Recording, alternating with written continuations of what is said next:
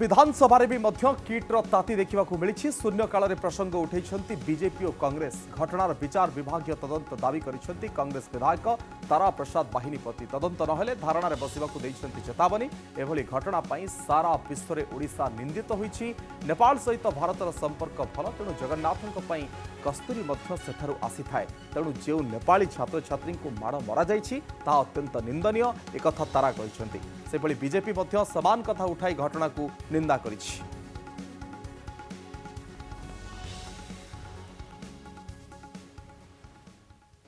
नेपाल जो 1500 पिला आसी पढ़ुले किड्स रे गोटे झील सुइसाइड कला परे कर्तृपक्ष एवं सेठिकार महिला कर्मचारी एवं तांकर सिक्यूरिटी गार्ड माने नेपाल छात्र मानकु छात्री मानकु जेपरी भाव में मारिले एवं छात्र छात्री मानकु 1500 छात्र को बस रे नहीं छाड़ीदेले कटक रेलवे स्टेशन रे फोपाड़ी देले एवं तांको बाड़ा पिटा करी जेपरी भाव में अत्याचार करिसंती एवं सेमाने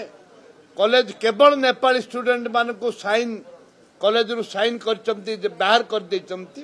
एक दुर्भाग्यपूर्ण कथा ये ओडिशा पाई माँ माटी पाई जगन्नाथ संस्कृति को बाधा देछि।